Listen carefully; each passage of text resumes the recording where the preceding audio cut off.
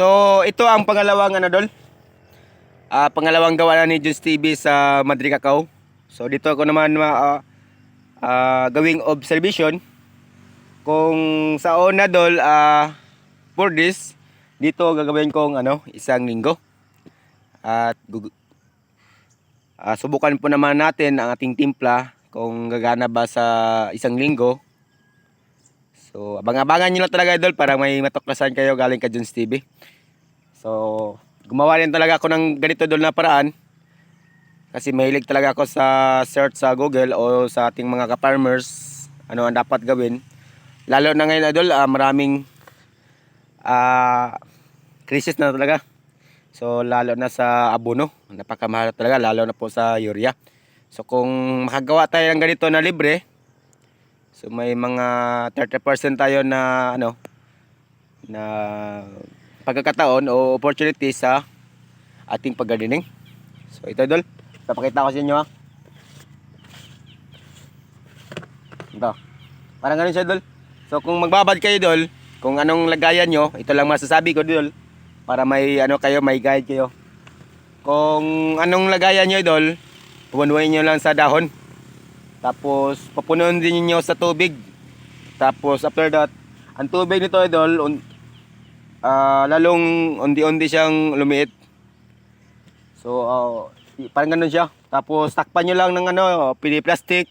Tapos wag lang yung higpitan. O kung plastic niyo dito, lagyan niyo ng butas para may siya, may singaw siya.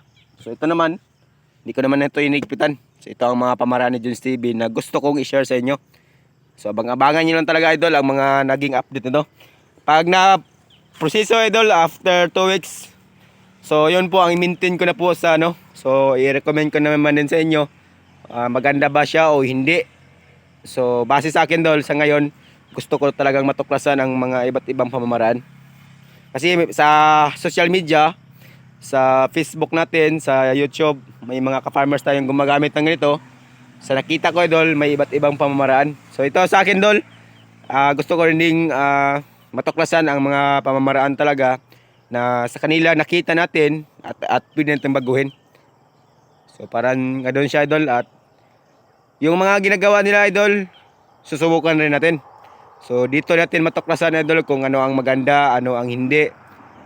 So abang-abangan nyo lang idol ang update natin.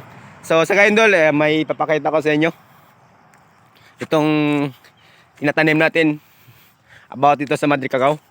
Ito idol, dati kasi tinatanim ko dito, itinatanim ko to, sinesearch ko din sa Google kung maganda ba to itanim o hindi. May mga kababayan tayo, may mga followers tayo idol na hazard daw to pag ito ang lumaki. Ito ang Madrid Cacao. Ito no, iyan ako sa inyo. Ito lang ito dol, ang dami ito dol.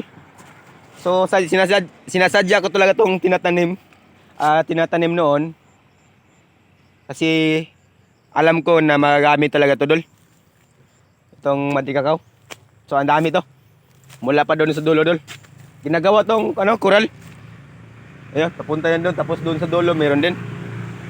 So malaking bagay talaga no. Pwede tayo magkuha na ng konti dito. Pwede na. So pinapawisan ko ito na itatanim. Alam natin na magagamit. So sa ngayon, ito na ang pagkakataon na magamit nyo na ito dol. Kasi mahal na talaga ang abono.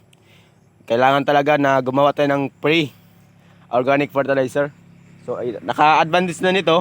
May mga insekto na pwedeng itaboy dito dol.